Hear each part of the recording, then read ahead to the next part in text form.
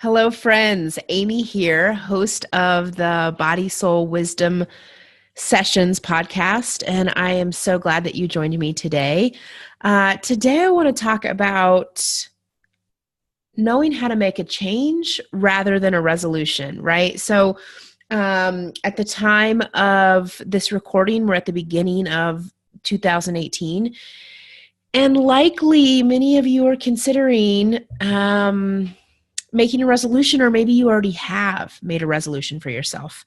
And I want to say a few things about resolutions. This is not a podcast where I want to judge you or shame you or tell you how bad and wrong and you shouldn't be making resolutions. What are you thinking? That's crazy. That's not exactly the approach I want to take.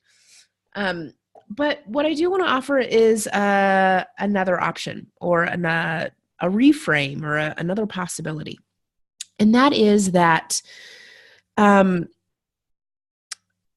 likely, let me back up, likely in your life, you have made lots of resolutions and you have judged yourself and felt guilty and believed that you had a problem with food and that you really just needed to get yourself under control, practice more willpower, have better habits, just in general, kind of this idea that you needed to do better and be different when it came to food and health and your body. And I want to say those are really worthwhile and great desires to have. I don't discount or disagree with having any of those desires for yourself.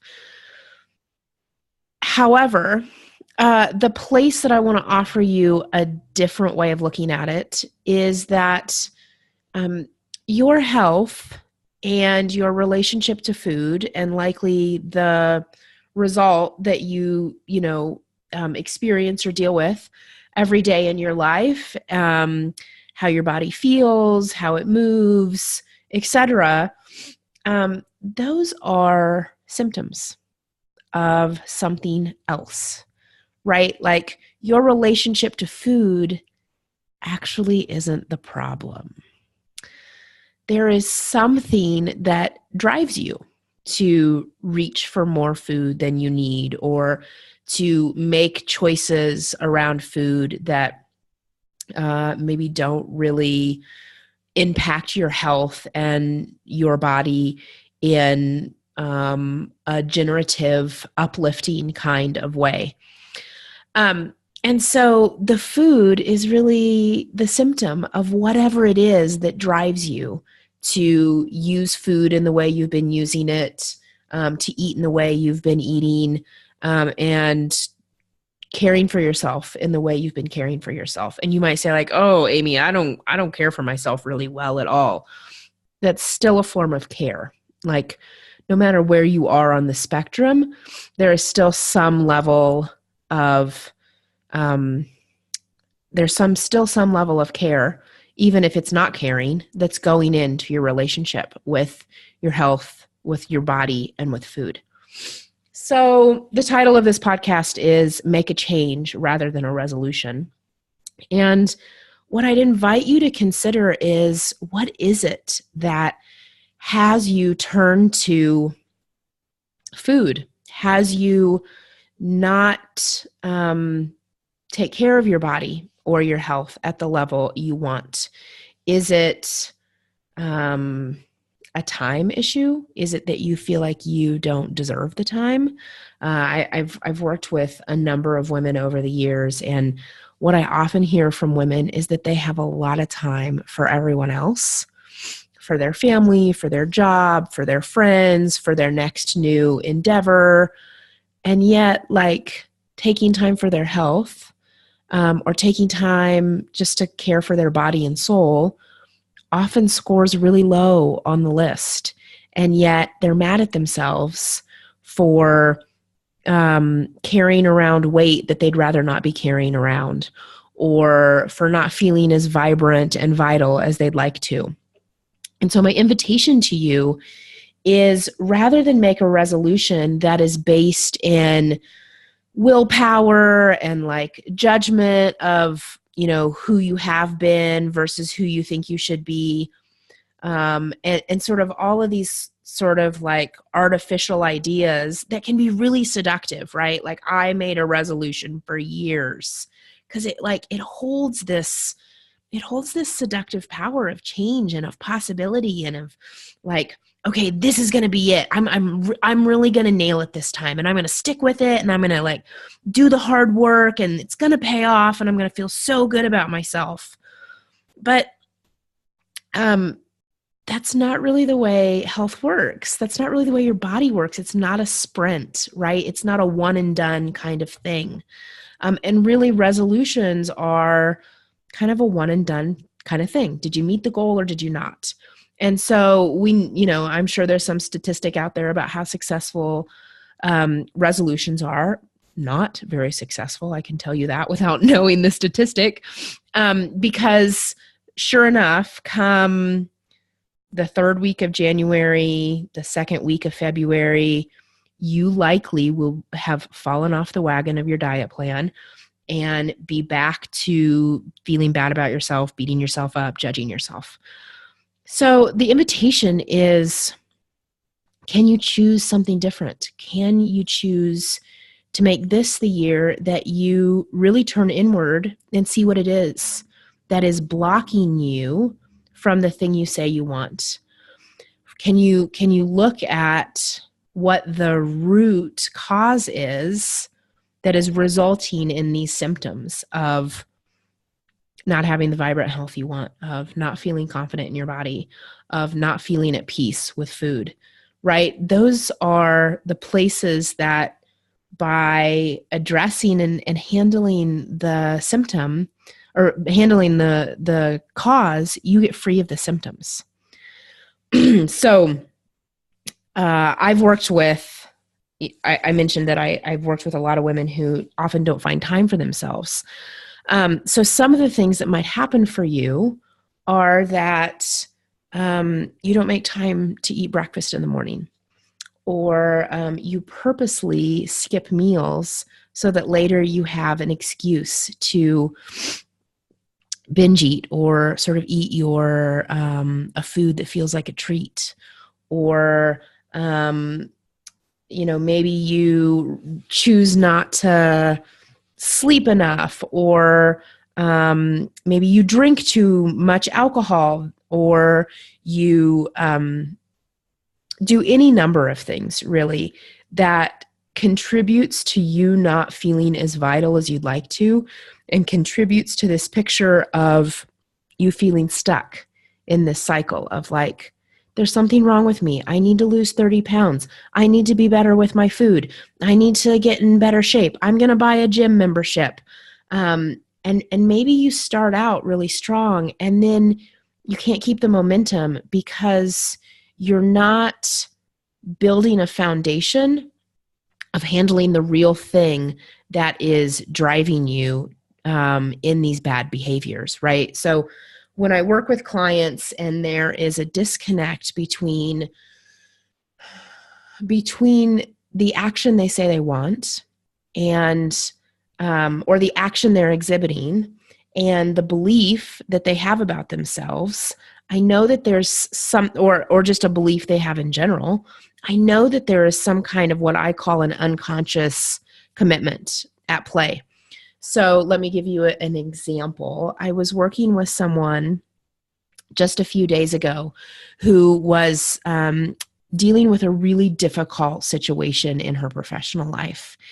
And she kept telling me, I know I'm doing a good job. I know I'm doing a good job. I know I'm doing a good job. And yet she had some folks that were really criticizing her in her work. And rather than being able to stand in what she said was her belief, that she believed she was doing a good job, all she could do was like really be deflated by the criticism that people were throwing her way. Now, obviously, when we are criticized, it never feels good, no matter how much we believe in ourselves. It stings. But this wasn't the first time I had heard this story from this client. And so I said to her, I notice we keep having the same conversation and you keep saying the same things. And I wonder if you actually do believe that you're doing a good job.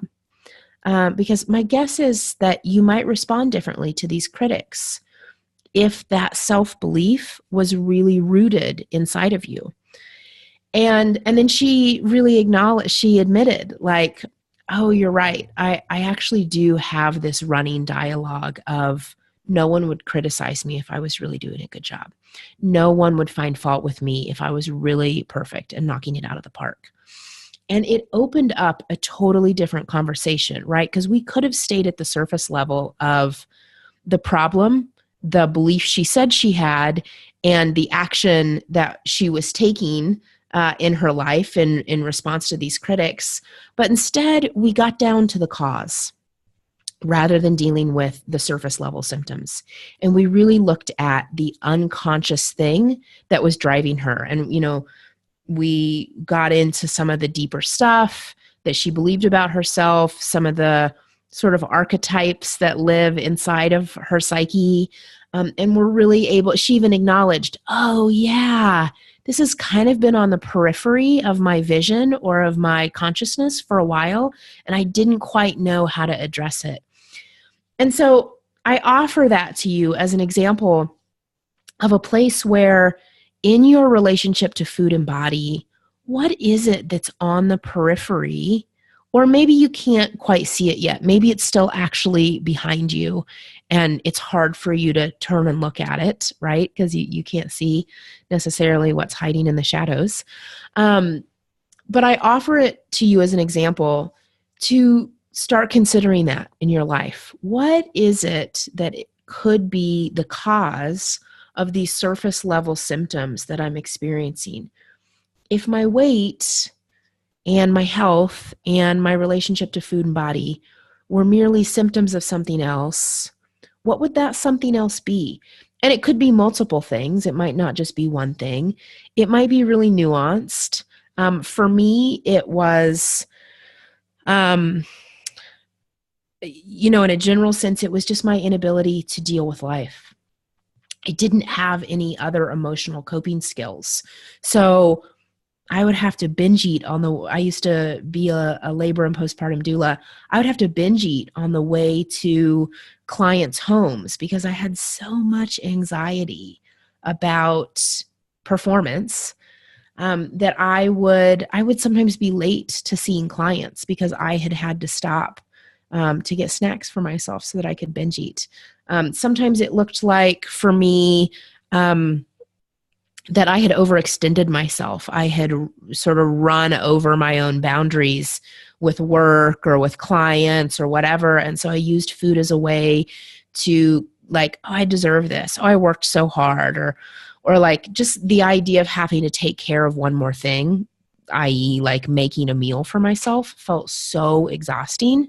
And the idea of just like being able to order a meal, especially one that felt like a treat or felt, like a little guilty pleasure, that felt nourishing to me in those times when I had just like run roughshod over my boundaries.